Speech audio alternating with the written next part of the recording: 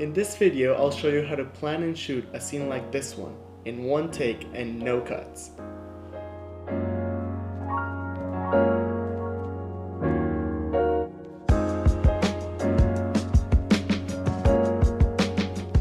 Welcome to this breakdown. Today I thought we should go over this Oner that I shot a couple months ago for this director friend of mine. You don't get to do Oners very often. They're really fun. So we're gonna go over like the planning process that goes with one of these, and we'll just jump right into it. So first off, let's talk about the gear, what everybody always asks for first.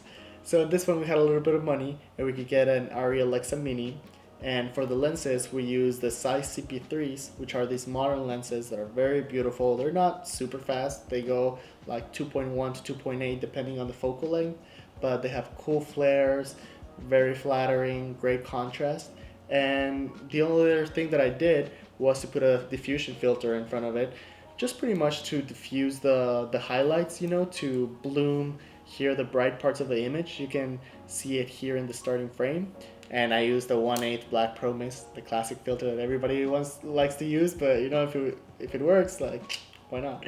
And all of this had to fit in a Steadicam rig. We got a Steadicam operator, and then we were able to get all those smooth shots following her across hallways and things like that. And for lighting, this stage space had a lot of tungsten heads that we were able to rig and use in the space. And then we also brought some LED panels, LED fixtures, and later on I'm gonna go through a lighting diagram so I can break down where we put all the lights. So after we blocked the scene with the actors, and then we brought the Steadicam operator, blocked the scene with him as well, got his feedback about, where we need to take a beat or a break, or how to make it easier for him to adjust during going through the hallway and turning around the corners and everything. We were ready to start lighting the scene. The most fun part about this process was to light this huge setup. And it's comprised of tiny little setups, and all of them have their own little mood, but they have to adapt to the visual style that we came up with for this movie, right? The color palette and the light quality, and it needs to make sense about where the light is coming from. So going through that, when I set up my frame, I wanted to see the motivators of light that I had available. So there was this exit sign right here, which is great, like green light emitting from it. So then I used that to justify a green backlight, and we put a P60C, I think they're called, is those aperture RGB panels, very cheap. I think they're like $300. And then put the plastic diffusion that comes with it, and that's acting as the backlight for this gaffer character, for this second AC character, and for her, the cinematographer, whose character name is Rosa. So that green panel is hitting them as a backlight, and it makes sense because we all see the exit sign, and it's like, oh, that light is coming from the exit sign, great. Then with the production designer, which in many times the production designer is your best friend as a cinematographer because they make your stuff look great. If the frame is filled with great art, you're already off to a great start.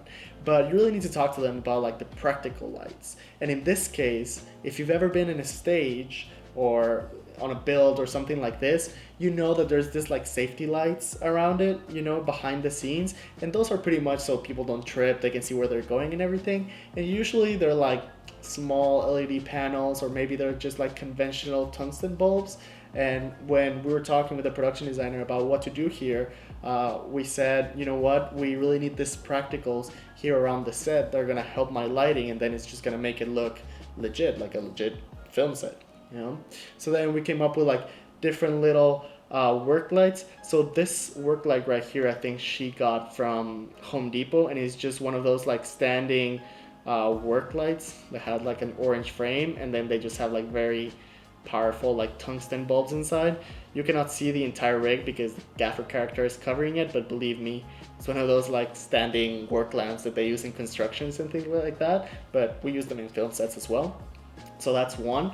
And then behind her head over here, let me see if when I'll move it, yeah, you see there's another practical right there, like another work light right here. And all this stuff is very purposely placed, so this one is angling that wall, even though like it doesn't really make sense in real life, but it makes sense in the movie. You don't really think about it twice, and that's just to like break up the layers of this, to go like dark, bright, dark, bright, dark, bright, that gives the frame more depth and it just makes it look better. So here is just like breaking up this dark wall and giving a little bit of light behind Rosa. So that really helps out to make it look more deep and more cinematic, if you want to use that word.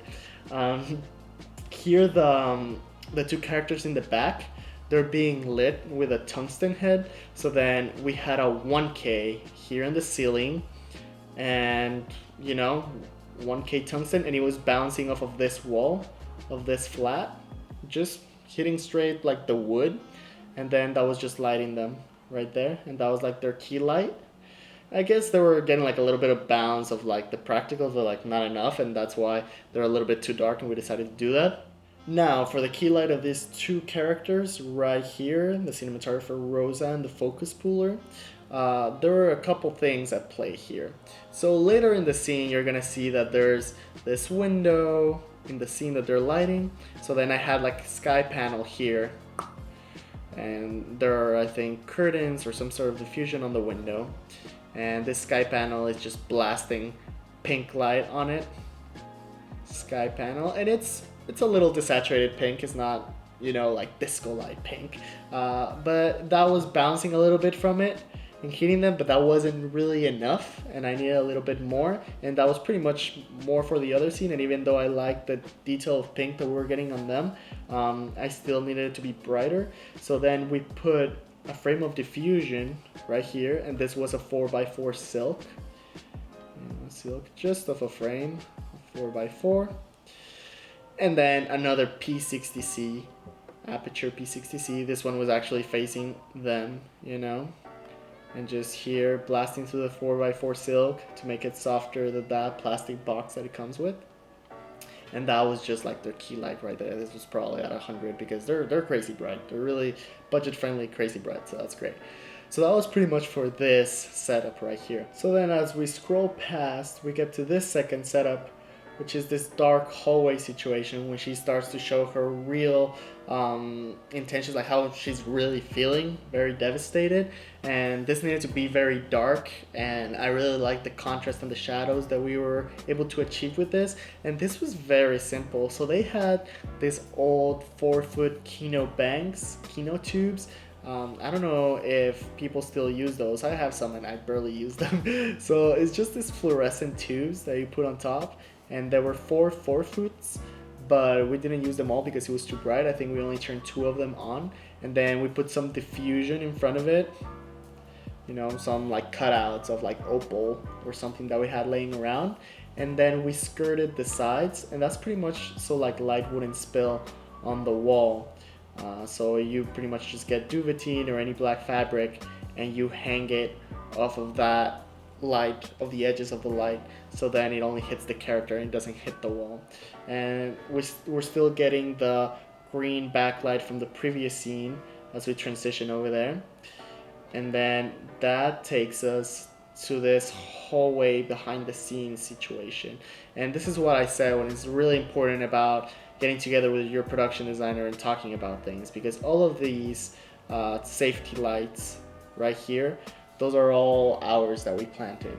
And these are very simple clamp lights from Home Depot again, and then they just have conventional 60-watt Edison bulbs in them, and we just put them along all these little flats. And then when she reaches the end here, well, not the end, but the corner, we aim this bulb, this little Edison bulb on the clamp light, we aim it here to the wall, so then it would bounce on the wall, and then it's the bounce on the wall that it's lighting her. And that's like very pleasant, because just light bouncing off of wood is not very effective, because wood in itself is very dark. But it was such a big area, and the warmth coming out of like the bulb itself and just the bounce of the wood made it really flattering on her. I'm gonna rewind a little bit so we can see what's actually happening in the doorway here on the wide. So here, you know, we got all these lights here, and you can even like see some of the lights here in the shot, which doesn't matter because again, like this takes place in the movie world, so if we see a couple lights, like who cares, you know, nobody's really looking at them, everybody's just looking at her, so who cares. Here we have 3 different spotlight lights, and here is where we had like a little bit of trouble, just because like none of our lights were the same model. So we had 2 spotlight mounts, and then we had 1 Lico. A Lico is this beautiful light which is 750 watts, and it's a tungsten, and they use it a lot in stage and theater and all these things, and it's really nice because you can focus it and you can use it as a spotlight. So we had a little Lico over here, you can see it, and it's pointing straight at us, and that's gonna serve as her backlight as she goes into this hazy hallway later on right here. And you see that light that's flaring the lens, that's the Lico right there, just right here hitting us straight up. The Lico, boom boom boom boom, and that just looks great. You know, you can get the flares of the lens, and it just backlights her so well for her heroic moment. And then here along the hallway we still have 2 spotlight mounts going down. So here we have an aperture 300 with a spotlight mount. Don't remember which degree, but you know, here is an aperture 300 with a spotlight. And then the other one that it's hitting a little bit under here, it's another aperture, but I think, you know, we had run out of 300s and this was like a 200x or something like that, also with a spotlight attachment. For me, this aperture lights with a spotlight attachment is pretty much the best light you can get, because you can do so many things with it. You can bounce it off of things. That's a great key light. You can do shapes on the walls behind you. It's a great backlight too, very focused hard light. It's incredible. So if I only had one light, I would definitely go with like a Lico or an aperture 300 or 600 or something like that with a spotlight mount. Very versatile lights. So, and they are very important because as you can see here, when we're walking on the hallway, here's what the haze really comes in, you know? And that's so we can get those columns of light later on, like right there, you see? This like geometry of light, which is always really cool. And then also so we could get that like cool flare when she's walking over to them. That was very important. So now we reach this moment, you know, and then right here, this outside is just like the lights outside of the stage because, you know, we didn't have any more lights anymore. So then this is literally just like the fluorescent lights outside in the parking lot. And then here on this room right here, we have, again, the room lights. We ran out of lights and we're just like, well, you know, we'll just do that. But I think they were too bright and we had to cover some of them. So we definitely cover half of them with some duvetine or something. So they would be like too bright and distracting. So, and just to bring this whole room down, the exposure of it down. And then we run here around her. And this is really tricky to light because it's like we're going 360 here. You know, you see everything, and even though, you know, we're in a movie stage and whatever, like you're able to see the lights, we stumble upon the problem of like, well, if we're going 360, if you have a light behind the camera, that's gonna project a shadow on the person that you're seeing. So it's not really smart to just put a lot of lights around them, because eventually they're gonna be front lit and it's gonna look ugly, or then the shadow of your camera is gonna be in the shot and that's gonna be terrible. So the only real way to light them was from above. And right here, what we did was to put another aperture, an aperture 300x. Just rig it to the ceiling, right here, aperture 300x, and we put, you know, the warm temperature like 3200, 2800 around there. And then we put the China ball attachment, or I think they call it the lantern attachment, and that one also comes with a skirt that you can skirt off, so then, you know, there's not too much spill around. And that's lighting every single character here, that thing on the top. And that's really flattering too because it's like made out of diffusion and it covers that whole circle of people, which is great. Again, you can see another practical over here to break up the background. You can see another column of light a little bit here behind her. So that's the end of this setup right here, and then we move to the very end of the scene, and here is where that window that I told you about comes back. So then there's the pink sky panel, you know, going through the window, going through some sheets of diffusion, or I think it's just some curtains that the art department was hanging there. And there's this light right here where she takes a gel out of it. This light serves no purpose really for us. This is actually more as a prop than it is for the lighting department, but still, when they set it up, I just wanted it to like aim a little bit at the wall, so it would break that down, and then it's nice to have just like the source here in front of that dark wall. So then again, we got these layers, so we're breaking it up.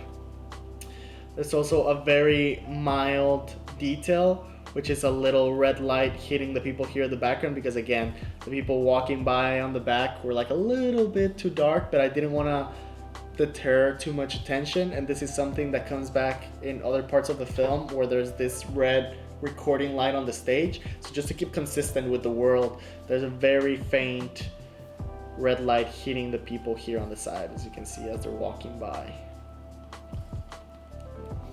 And then she moves forward over here with her friend that is comforting her one more time. Here is still the 300X with the China bowl lantern attachment that's lighting them from the previous setup, you know. Boom. And then this is the last trick. So here there's going to be a transition to the next scene where we dip into white, but we really want to do like a practical effect with it. So there's one more light that's rigged behind camera on the left side, and that's another tungsten light with some diffusion. So that's a 1K with some diffusion in front of it, and that's gonna hit her from the side, like front side kind of thing right here, and that's gonna carry us to the next scene, into the dip to white. So then you can see that we have someone ready with a switch to just trigger it, and boom, right there. And you know, that's where like the scene is gonna cut, because we're just gonna go dip to white over there. And yeah, that's the end of the Oner. The clip that you're seeing right now only has a Rec 709 LUT, so there's no color grading or extra work that we did. It's pretty much straight from camera, what you would see on set, on the day, on the monitor, or on the viewfinder of the camera. So now that you've seen the entire process, let me recap the lighting and the fixtures and where they went. So this right here is an overhead of the entire stage with the blocking, you know. Here, right here, the R is Rosa, the cinematographer character, and then the blue is our camera right here and the route that we take. And this gives you a better idea of how we blocked the scene and how we went through the entire thing. Here the green one is the key grip, not the gaffer slash key grip character that comes to comfort her. So yeah, let's just go really quickly through all the stuff that we talked about. So very quickly, we can see that, you know, the P60C was over here as a green backlight, and then we had a tungsten 1K bouncing off of this wall right here, and that was lighting our two characters right here, the second AC and the first AC right here. And then we had a little practical right over here, and then Rosa and this other AC character, they were being lit by another P60C, aperture P60C, going through a 4x4 silk through it. And then there's a sky panel right over here, sky panel, that was in a pink setting, and then that was shooting through the window right here, and there were some shears or curtains, some diffusion going on right over here. And then we had another practical here, a standing lamp, like a work light from Home Depot. And as we pull back, we go this way, and then right here we had a Kino 4 bank with two tubes on. The tubes were daylight, by the way, so you know they're blue. And then it was skirted on the sides, so we don't cause any spill on the walls. As we move over here, all along this wall, we had like practical lights, you know, little light bulbs right here. All light bulbs across the scene. I apologize already if it's already looking messy and if my drawings are not the best, but I think you can get a pretty good idea of what we're doing right now. So then there was one tungsten that was bouncing on a wall over here, and that was Rosa's key, as you can see. And as we're moving down here, remember there's a lot of like smoke and haze going around, and then our Lico that is right here, pointing that way. 750 watt Lico, very focused spotlight. Is shooting down here to backlight Rosa as she's walking, and then she's passing by another two fixtures where our spotlights, which is a aperture 300, so it's a 300 and a 200x with the spotlight mounts, and they're just aiming down to create those columns of light that we're talking about. And then on top here of everybody, we got another aperture 300x or 200x, can't remember right now. And then he had the lantern or China bowl attachment, and that was lighting the entire group. And then we had a little lamp over here that was a prop. I was just like hitting the window right here, and then she takes off a gel off of it. We have a little red light over here. This was again another tungsten light, like a 650 watt light with a red gel on it and some diffusion that was just lighting up the people on the back. And lastly, we got another tungsten head with diffusion. This was a 1K rigged over here, and that was for when Rosa is standing here with her friend, helping her out, covering her eyes with his hands. And then we turn this on a switch, you know, on, and then it shone light on her face, and that caused us to dip into white and transition out of this scene.